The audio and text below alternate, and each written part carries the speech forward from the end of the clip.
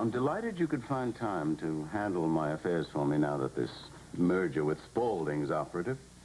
Of course, I'd considered you, but it was Diane Ballard who finally convinced me. Well, I'm glad she feels that way. How is Diane getting along out there, anyway? Oh, I'm very impressed with her. She's one of the shrewdest girls I've ever met. Oh, she told me that you're interested in a political career. Oh, she did she? Well, I think you should do awfully well. Nowadays, when the image is so important. I'd like to help you in any way I could. Why, Henry? Because I believe in you. Well, that's quite a change, isn't it? I don't really know why you would want anything to do with me, considering some of the things that I said to you at our last meeting. Oh, come, Ross. I'd forgotten all about that, and I'd hoped you had, too. Well, I'm afraid I can't forget that night so easily, Henry. Idealistic, struggling young law student, head over heels in love, trying to do battle with the whole Chamberlain clan, a little like David and Goliath, only I had an unloaded slingshot. Oh, come now, Ross, you know that Vanessa deeply regretted her marriage to Gerald. Yes. Only after she was certain that she had saved the Chamberlain Empire. Now, this was never my idea. As you know, my daughter's happiness means a great deal to me. And she was utterly miserable. Henry, I'd really rather not discuss Vanessa. Huh? I'd appreciate it if you'd look over these things I'd like you to handle for me here. It's a list. Yes, I'd be glad to look them over, but I'd like to get one thing straight right from the top. I hope you realize that I can't be bought, not by you, not by Vanessa, not by you acting on Vanessa's behalf. That's not my intention. Good, I'm glad to hear that. And now that we've got that settled, I'd like to ask you a question. What is it?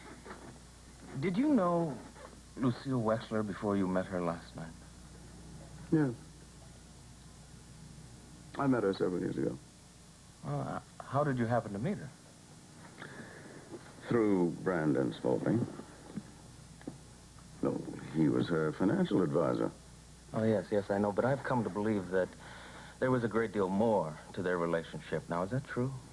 Ross, I'm in no position to discuss that. Yes, I understand that, and I won't pursue it, but, Henry, could you tell me anything about a family by the name of Stafford? Only that Alan was engaged to a girl named Stafford when he was in college. She was drowned in a boating accident. Yes, I know that part. His father sent him out to Chicago right after the accident and all that publicity in the newspapers. And what was Alan's reaction to all that? Do you remember?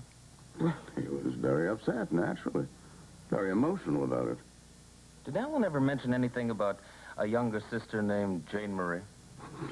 Ross, this was over 20 years ago.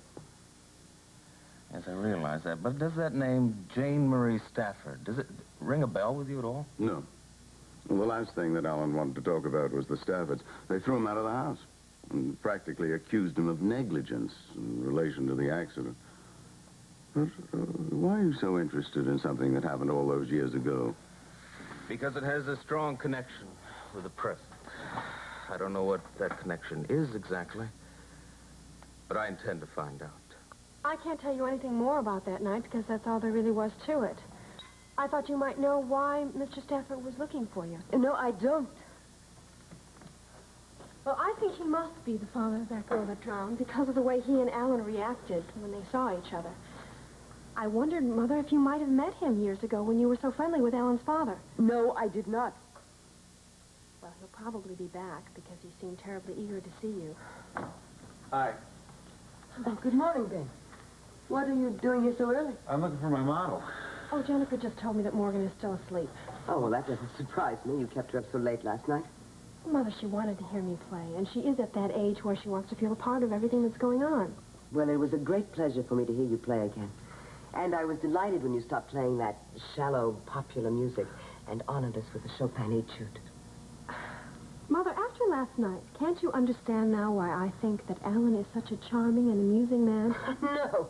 I spent the entire night watching Hope, wondering how long it's going to take Alan to hurt her the way he's hurt every other woman in his life. I'm sorry I brought it up. Well, good morning.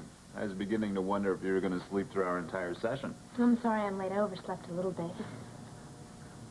What are you doing wearing that dress? How dare you go through my things without asking my permission?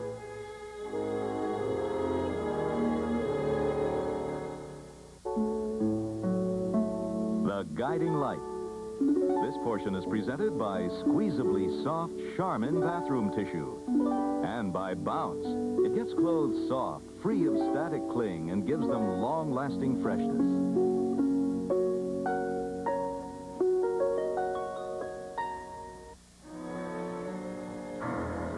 Lucille, now don't blame Morgan. I was the one who found this old dress in a closet at the back of the attic. Mother, actually, I told Ben to go up to the attic to look through your old things because he was looking for something very specific for Morgan to wear. I really can't understand why you're so upset. I mean, for years now, you've been talking about going through the attic and throwing everything out. And I'm not upset. It was just a shock to see Morgan in that dress after all Look, these you years. know, if it bothers you so much, I'll find something else for her to wear. No, please, Ben. No, you're welcome to it. Amanda, would you take Morgan down to the cottage? I'll be there in a minute. All right. Come on, Morgan.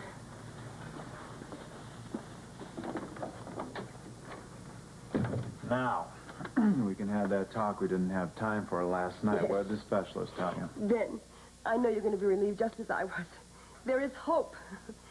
The doctor says that if I spend a few weeks of rest and I get on a special diet and no emotional stress, that I can then go back down to the hospital and have a special operation that's going to reverse my condition.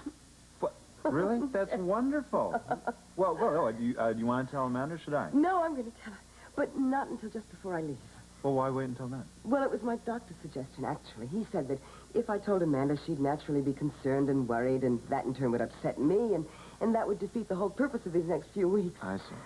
And he wants Justin to monitor me, to make sure that I'm going to be strong enough, that my heart is strong enough to withstand the strain of the surgery. And then Jennifer will keep me on my special diet. I'm going to try to see Justin at the hospital today. You won't tell Amanda, will you? No, not if your doctor thinks it's best not to. Oh, thank you. Lucille, there is one other thing. I know why you were so upset when you saw Morgan in that dress. I found a note from Brandon Spaulding in the pocket of a coat that was hanging on that dress. The dress and the coat were gifts he sent you from Paris. Ben, that's the most ridiculous Lucille, thing I have ever... the note down at the cottage, along with the report from Sim's Jewelry that the cufflinks and this were gifts that you ordered sent to Brandon. Now, as soon as I have all the proof I need that Brandon was really Amanda's father, I'm going to sit her down and tell her. Ben, you cannot tell her all those lies. How can you upset me like this after what I've just told you? You have no regard for me at all. That's not true. But I also have to consider my wife's peace of mind.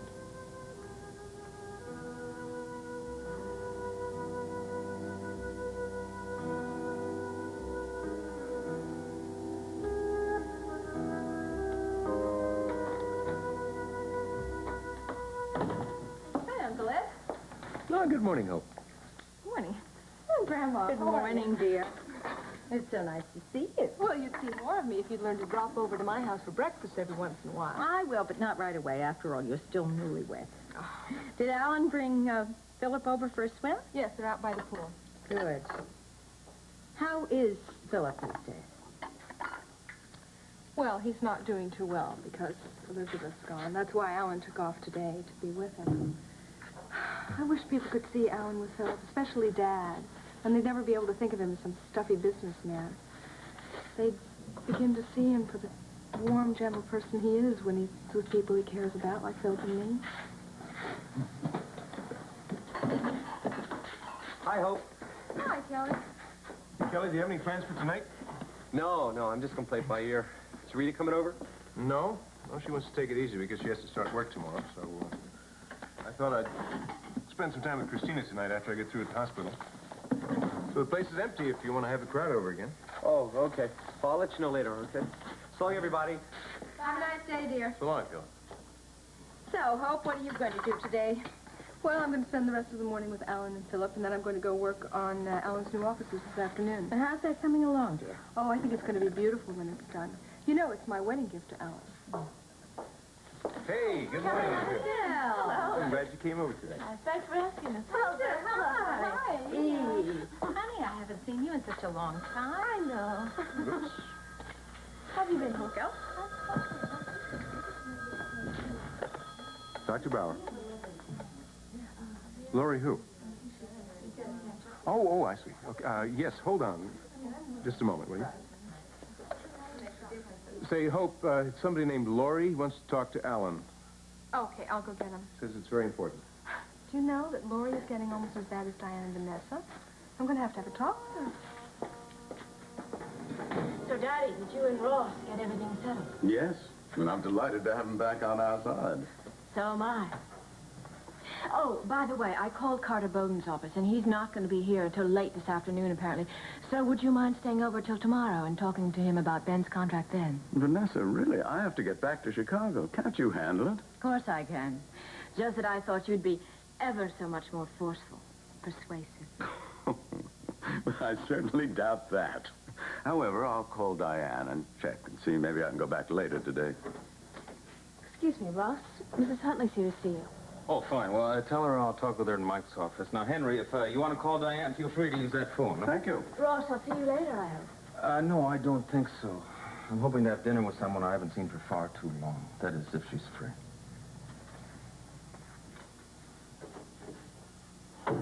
It's still there, isn't it? What?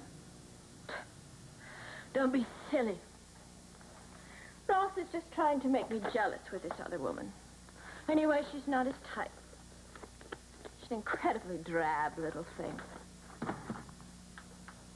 I'm going to beat him at his own game. Daddy, would you do me a favor? And the next time you speak to Diane, would you have her call Lyle Shaw at his gallery in Chicago and say that you think that Ben should just fly out there for a meeting with her? I assume I can expect you home on a little visit. Oh, Daddy, I've never been able to fool you for a minute, have I?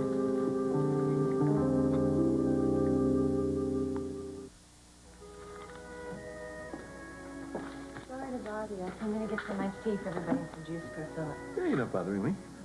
Come on, I'll give you a hand.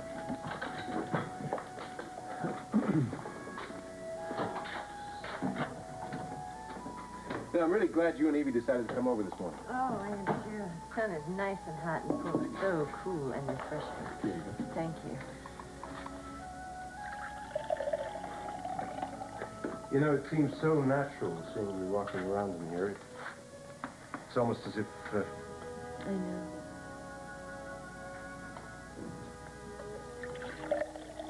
I hope you didn't mind my calling you so late last night. Oh, of course not. Of course, saying goodnight to you on the telephone is not my favorite way of saying goodnight to you. And I know this arrangement is making things even harder for you, but it's just all I can handle right now. I know that. We've told each other that we're going to respect each other's feelings, and I respect yours. Oh, I know, but respecting is one thing. I'm not going to tell you, I mean, I'd be lying if I told you that I wouldn't rather say goodnight to you in our bed instead of on the telephone. But I can wait. In fact, I can put up with almost anything if it means that you're going to come back.